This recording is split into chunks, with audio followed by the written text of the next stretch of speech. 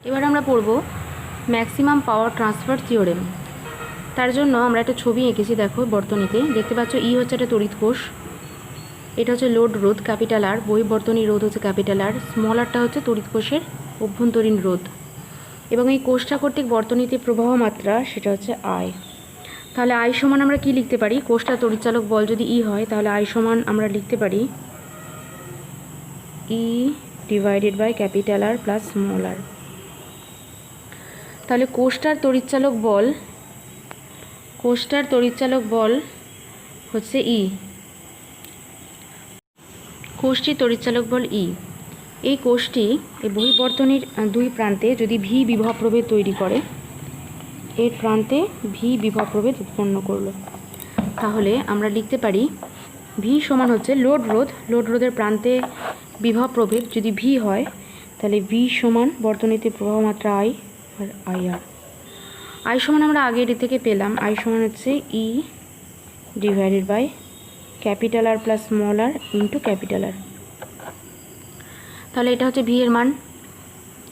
আচ্ছা, এবার আমরা দেখব এই উৎস কত ক্ষমতা সরবরাহ করেছে বর্তনীতে, অর্থাৎ ইনপুট ক্ষমতা কত। ইনপুট ক্ষমতা মানেই হচ্ছে উৎস কত ইনপুট পাওয়ার বা ইনপুট ক্ষমতা, সেটাকে ধরি পি আই লেখা হয়। পি আই সমান কত, অর্থাৎ এই উৎসটা কত পাওয়ার এখানে সরবরাহ করেছে ইনপুট ক্ষমতা। আমরা এর আগে পাওয়ারের যে ইকুয়েশন পড়েছি সেখানে দেখেছি power equals to V into I, আবার ভি এর জায়গায় ভ্যালু বসিয়ে দিলে I square R, P equals to I square R. তাহলে পি আই ইকুয়ালস টু আমরা কী লিখতে পারি? বর্তনীতে প্রবাহ মাত্রা আই, তাহলে আই স্কোয়ার, বর্তনীর মোট রোধ হচ্ছে capital R plus small R. তাহলে পি আই সমান কত হবে? পি আই সমান এটা ইনপুট পাওয়ার, পি আই সমান হচ্ছে I square capital R plus small আর।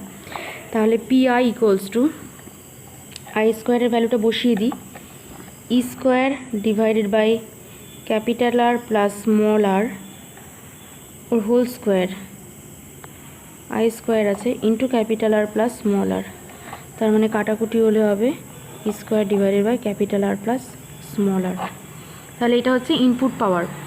এরপর আমরা দেখব আউটপুট পাওয়ার কত, অর্থাৎ আউটপুট পাওয়ার মানে হচ্ছে আমাদের বহির্বর্তনীতে লোড হচ্ছে আর, তাহলে এর এগেনস্টে কতটা পাওয়ার উৎপন্ন হচ্ছে সেটা দেখব। তাহলে পি জিরো বা আউটপুট পাওয়ার তার মানে লোড রোধে কত পাওয়ার উৎপন্ন হচ্ছে সেটা।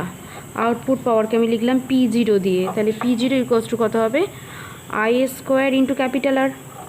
তাহলে আই স্কোয়ার মানে এখানে কত আমরা দেখেছি E square divided by capital R plus small R তার হোল স্কোয়ার ইন্টু ক্যাপিটাল আর।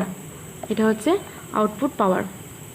এখন আমরা যদি পি জিরোর সঙ্গে আরের একটা গ্রাফটা নিই তাহলে এটা কেমন দেখতে হবে? আমরা যদি পি জিরো ভার্সেস আর একটা গ্রাফটা নিই, এই ইকুয়েশনটা দেখতে পেলাম পি জিরো সমান E square divided by R plus capital R plus small আরের whole square into capital R. তাহলে পি জিরো ভার্সেস আর আমরা যদি গ্রাফটা নিই তাহলে গ্রাফটা এইরকম দেখতে হয়।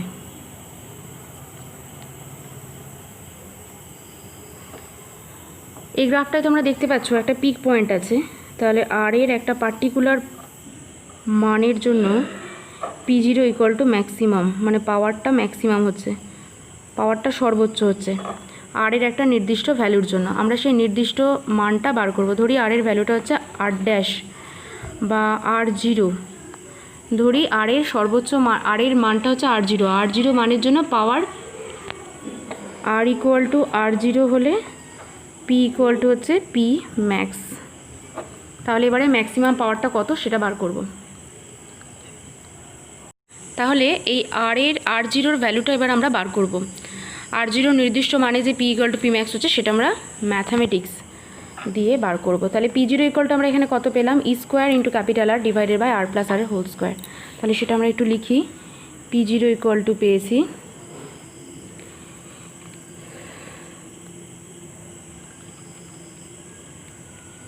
ই square capital R divided by capital R plus small আরের হোল স্কোয়ার। তাহলে আর এর রেসপেক্টে যদি আমরা এটাকে ডেরিভেটিভ করি তাহলে D D R P zero equal to যদি জিরো হয় তাহলে আমরা বলতে পারি যে আউটপুট ক্ষমতা P0 যদি DDR of P0 equal to 0 হয় তাহলে বলবো P0 সর্বোচ্চ মান। তাহলে রোধের নির্দিষ্ট মানের জন্য যদি P0 এর মান সর্বোচ্চ হয় অর্থাৎ আউটপুট ক্ষমতা সর্বোচ্চ হয় তাহলে DDR of P0 equal to 0 হবে। তাহলে সেটাকে এবার আমরা ডেরিভেটিভ করব। DDR of E square into capital R divided capital R plus small r whole square equal to 0, or E স্কোয়ারটা কমন নিয়ে নিলাম যেহেতু E square equal to constant, 1 divided by capital R plus প্রথমে R DDR R এর রেসপেক্টে derivative করলাম minus 1 by R plus small r তার cube into 2R equal to 0, or এখান থেকে আমরা বলতে পারি তাহলে 1 by capital R plus small r তার হোল স্কোয়ার সমান 2R divided by capital R plus small r এর cube, or 2R equal to capital R plus small r, or R equal to small r। তাহলে এই relation থেকে আমরা কি দেখতে পেলাম, R এর ভ্যালু যখন স্মল r এর ইকুয়াল হবে তখন হচ্ছে বর্তনীতে সর্বোচ্চ ক্ষমতা পাওয়া যাবে, বহির্বর্তনীর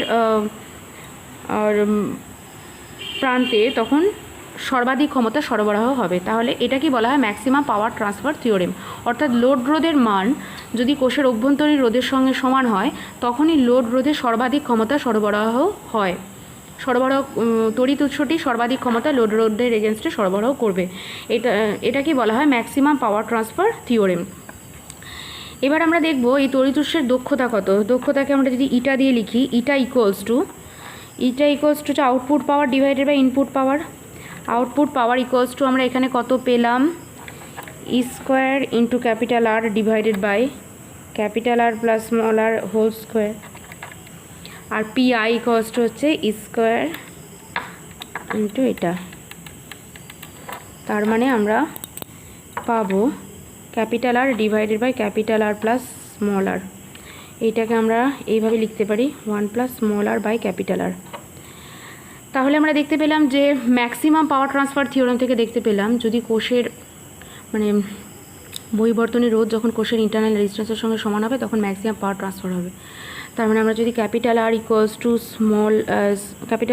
স্মল r ব্যবহার করি তাহলে সেখান থেকে আমরা পাবো ইটা ইকুয়ালস টু, অর্থাৎ তড়িৎ উৎসের দক্ষতা ম্যাক্সিমাম কত হবে 1 plus small r by small r, তার মানে হচ্ছে 1/2, তার মানে হচ্ছে 50%।